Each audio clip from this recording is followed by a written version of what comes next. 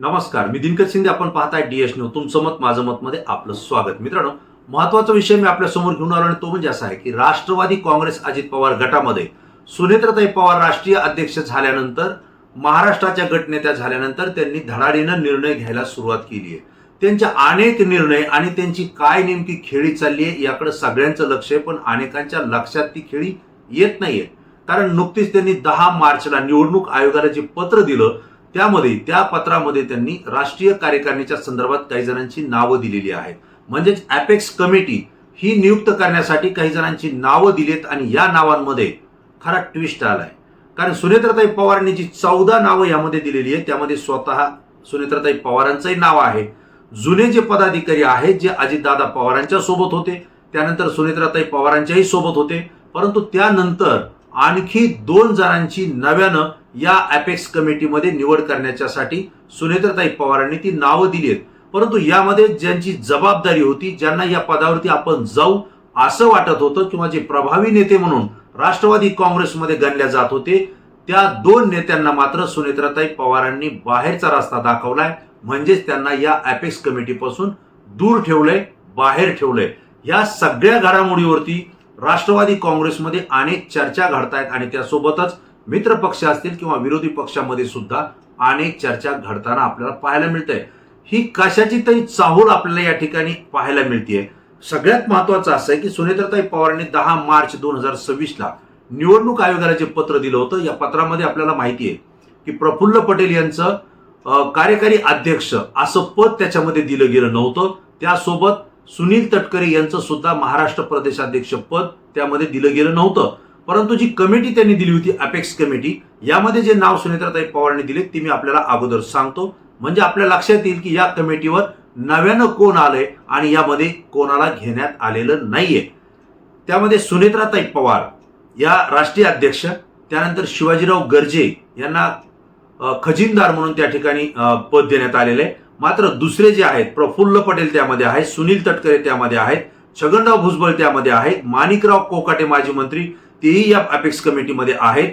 दुसरा भाग दिलीप वळसे पाटील जे की अजितदादांचे विश्वासू होते आहेत, तेही त्या ठिकाणी कमिटीमध्ये आहेत. त्यासोबत आमदार चेतन तुपे असतील, शेखर निकम आहेत, सुबोध मोहिते आहेत, सरोज आहिरे आहेत आणि धीरज शर्मा यांचाही या अपेक्स कमिटीमध्ये सुनेत्राताई पवारांनी जशाला तसा समावेश केलेला आहे. परंतु यामध्ये जे 2 नावं आलेले आहेत ते आहेत, त्याच्यामध्ये सना मलिक, आमदार आणि मंत्री असलेल्या सना मलिक यांचं त्यामध्ये नाव घेण्यात आलेलं आहे. जे की नवाब मलिक हे शरद पवारांचे विश्वास होते, अजितदादांचे विश्वास होते आणि त्यांच्याच कन्या असलेल्या सना मलिक यांना अपेक्स कमिटीमध्ये नव्यानं संधी देण्यात आलेली आहे आणि त्यांच्या सोबत जोडून जय पवार यांना सुद्धा या अपेक्स कमिटीमध्ये स्थान देण्यात आलेलं आहे. अशी एकंदरीत 14 जणांची ही कमिटी सुनेत्राताई पवारांनी निवडणूक आयोगाकडे हे पत्र दिलंय. मात्र याच कमिटीमधून मंत्री असलेले धनंजय मुंडे आणि हसन मुश्रीफ या दोघांना मात्र दूर ठेवलेले, या कमिटीमध्ये स्थान देण्यात आलेलं नाहीये. तसं जर पाहिलं तर राष्ट्रवादी काँग्रेसचे स्टार प्रचारक म्हणून धनंजय मुंडे आहेत, हसन मुश्रीफ त्या ठिकाणी काम करतायत.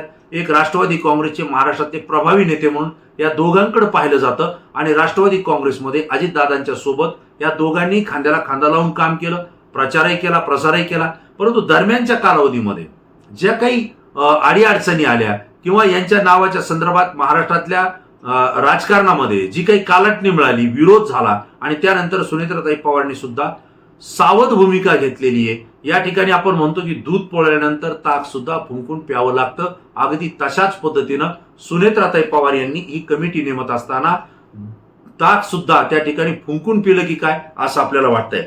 धनंजय मुंडे आणि हसन मुश्रीफ या दोघांनाही या अपेक्स कमिटीमध्ये किंवा राष्ट्रीय कमिटीमध्ये संधी देण्यात आलेली नाहीये. मला दुसरा एक मुद्दा आपल्याला सांगायचा आहे. यापूर्वीची सुद्धा अजितदादांच्या उपस्थितीमध्ये जी कमिटी नियुक्त केली होती त्यामध्ये सुद्धा माजी मंत्री राहिलेले आमदार धनंजय मुंडे यांचंही नाव नव्हतं आणि हसन मुश्रीफ यांचं सुद्धा नाव नव्हतं. परंतु अजितदादांच्या पश्चात ज्यावेळेस त्यांचं अपघाती निधन झालं किंवा अजितदादांचं निधन झालं, त्यानंतर जी सुनेत्राताईंच्या नेतृत्वाखाली जी राष्ट्रवादी आणि कमिटी स्थापन केली जाईल त्यामध्ये आपल्याला संधी मिळेल किंवा आपल्याला मंत्रिपदाची सुद्धा पुन्हा संधी मिळेल ही अपेक्षा धनंजय मुंडे यांना होती. मंत्रिपद त्यांना अद्यापही मिळालेलं नाहीये आणि आता मिळेल की नाही ही सुद्धा शक्यता कमी आहे. कारण त्यांनी बोलून दाखवलं होतं की केवळ मला मंत्रिपद पाहिजे असं नाही, पक्षाचं कुठलंही पद जे की पक्षवाढीसाठी मला काम करता येईल, मला संधी मिळेल, ते पद मला मिळावं, त्यावरती मी काम करेन आणि त्या संधीचं सोनं करेल, असं धनंजय मुंडे यांनी सांगितलं होतं. म्हणजे कुठल्याही जबाबदार पदावर आपल्याला घ्यावं अशी त्यांची अपेक्षा होती, केवळ मंत्रिपद आपल्याला मिळावं अशी आपली अपेक्षा नाही, हे त्यांनी स्पष्ट सांगितलं होतं. अशा स्थितीमध्ये धनंजय मुंडे यांना या कमिटीत स्थान मिळेल असं वाटत होतं, पण सुनेत्राताई पवारांनी मात्र त्यांचं नाव या कमिटीमध्ये घेतलेलं नाहीये. त्यामुळे हा एक मोठा धक्का धनंजय मुंडे आणि त्यांच्या चाहत्यांना बसू शकतो. त्यासोबत हसन मुश्रीफ जे की मातब्बर नेते आहेत, त्यांच्याही पाठीमागं मोठा समाज आहे, मास लीडर म्हणून तेही ओळखले जातात, पण त्यांनाही यामध्ये संधी देण्यात आलेली नाही. पण नवख्या असलेल्या सना मलिक यांना मात्र या कमिटीत संधी दिली आहे. नवाब मलिक असतील, सना मलिक असतील, यांच्या पाठीमागे सुद्धा एक मोठा जनसमुदाय आहे, तेही मास लीडर आहेत आणि त्यांची भूमिका पक्षाच्या वाढीसाठी प्रभावी आणि महत्वाची ठरलेली आहे. युवा नेतृत्व आहे, त्यामुळे सना मलिक यांना या ठिकाणी संधी देण्यात आलेली आहे असं सुद्धा बोललं जात आहे. परंतु जय पवार यांना सुद्धा या कमिटीमध्ये स्थान देण्यात आलेले आहे. जय पवार हे खरं म्हणजे राजकारणापासून थोडे अलिप्त होते. पार्थ पवार यांना राज्यसभेवर घेऊन खासदारकी त्या ठिकाणी देण्यात आलेली आहे. म्हणजे आता दोन गोष्टीचा जर विचार केला तर पार्थ पवार हे खासदार होऊन राज्यसभेत गेलेले आहेत, म्हणजे दिल्लीपर्यंत ते राष्ट्रवादी काँग्रेसचं प्रभावीपणे त्या ठिकाणी काम पाहू शकतात, जबाबदारी सांभाळू शकतात. परंतु महाराष्ट्रामध्ये काम करत असताना, राष्ट्रीय कार्यकारिणीवरती काम करत असताना जय पवार या दुसऱ्या मुलाला सुद्धा सुनेत्राताई पवार यांनी आपल्या कमिटीमध्ये घेऊन आपल्या सोबत घेतलेलं आहे. याचा अर्थ त्यांना आता पूर्ण अनुभव जय पवार यांना द्यायचा आहे आणि त्यांची सुद्धा पकड या कार्यकारिणीवर करायची. एकंदरीत जर कार्यकारिणीचा आपण अभ्यास केला तर सुनेत्राताई पवार यांना हायकमांड पद्धतीनं पक्ष चालवायचा आहे की काय असंही वाटतंय, किंवा या राष्ट्रवादी काँग्रेसमध्ये यापुढे जे काही निर्णय होतील ते माझ्या पद्धतीनं होतील आणि कार्यकारिणीमध्ये सुद्धा जे पदाधिकारी असायला पाहिजेत ते विश्वासू असायला पाहिजेत. कदाचित भविष्यामध्ये आपल्याला धोका बसू नये, एखाद्या वेळेस कुणी आपल्याला राजकीय दृष्ट्या एखादा हादरा देऊ नये याची सुद्धा काळजी सुनेत्राताई पवारांनी घेतलेलं दिसतंय. कारण अनेक नेते हे भारतीय जनता पार्टीच्या संपर्कात आहेत, भारतीय जनता पार्टीच्या नेत्यांच्या संपर्कात राहून ते त्याच विचारसरणीचे बनलेले आहेत असं सुद्धा राष्ट्रवादी काँग्रेस अजित पवार गटातल्या काही नेत्यांबद्दल सातत्यानं बोललं जात आहे. आणि त्याचमुळं कदाचित सुनेत्राताई पवार यांनी ही काळजी घेतली असावी असं सुद्धा म्हणाले या ठिकाणी वाव देतोय. मित्रांनो, या दोघांची निवड जी झाली आहे, सना मलिक आणि जय पवार, याच्यातून एक गोष्ट लक्षात येते की नवीन पिढीला प्रोत्साहन देण्याची भूमिका ही सुनेत्राताईंनी या ठिकाणी घेतलेलं दिसतंय. त्यानंतर नवे निष्ठावान चेहरे हे तयार करायचे आहेत पक्षामध्ये, कारण या पुढच्या कालावधीमध्ये जो निष्ठावान असेल त्या निष्ठावानाच्या जीवावर पक्ष वाढेल ही भूमिका सुनेत्राताईंना मान्य झालेली आहे. आणि तिसरा भाग, भविष्यात नेतृत्व तयार करायचं आहे. कारण आता जे राष्ट्रवादीचे नेते आहेत यापैकी बरेच जण ज्येष्ठ आहेत, ते त्यापैकी बरेच जण आजारी पण आहेत, वयोवृद्ध पण आहेत. त्या पद्धतीनं महाराष्ट्राच्या पुढच्या निवडणुकांमध्ये असेल किंवा कार्यक्रमामध्ये असेल ते सक्रियपणे तितकं पळू शकणार नाहीत, प्रचार यंत्रणा राबवू शकणार नाहीत, नियोजन करू शकणार नाहीत, अशी कदाचित शंका सुनेत्राताईंना येऊ शकते. किंवा त्यांच्यासोबत नव्या उमेदीचे नवे चेहरे, तरुण राजकारणी याच्यामध्ये जर आपल्या राष्ट्रवादीमध्ये आले तर त्यामध्ये तरुण वर्ग जो आहे मुलामुलींचा तो सुद्धा राष्ट्रवादीकडे आकर्षित होऊ शकतो, तोही सोबत येऊ शकतो. ही रणनीती कदाचित याच्यामध्ये आहे. पण याही पुढे जाऊन पक्षावर आपलं नियंत्रण असलं पाहिजे ही सुनेत्राताईंची भूमिका या कार्यकारिणीत दिसते.